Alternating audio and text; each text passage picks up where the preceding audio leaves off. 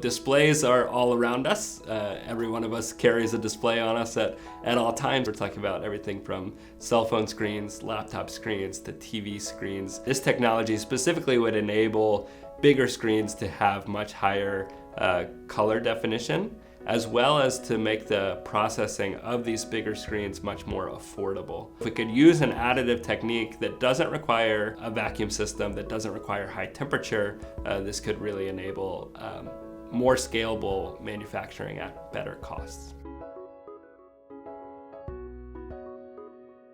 In 2021, I went to a conference in Korea on information displays. And one thing that really struck me was the research being done in inkjet printed quantum dots. Quantum dots are a fascinating material.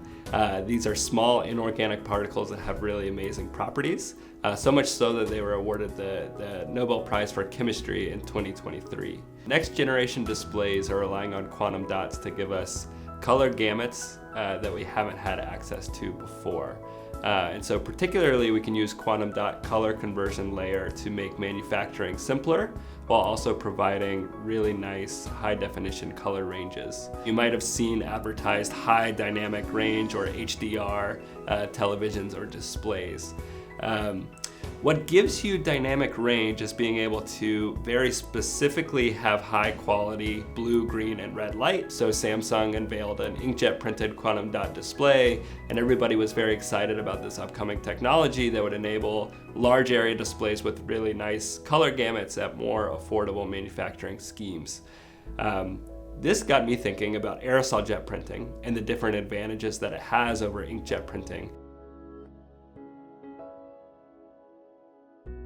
My lab focuses on printed electronics. Specifically, we're experts in a technique called aerosol-jet printing, which works a little bit differently than inkjet printing. When we talk about printed electronics, it's very similar to 3D printing is for structural materials. Printed electronics is for 2D electronic circuits. I would say the form factor of what we print primarily is you would consider two-dimensional. So for example, we can print something as thin laterally as 15 micrometers, but as high as 85 micrometers. So there are a lot of different types of printed electronics. The two most famous direct write printing techniques are inkjet printing and aerosol-jet printing.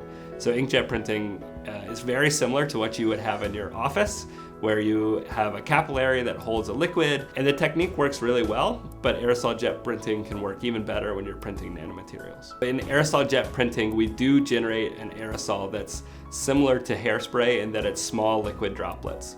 So these droplets are on the order of 1 to 5 micrometers in diameter.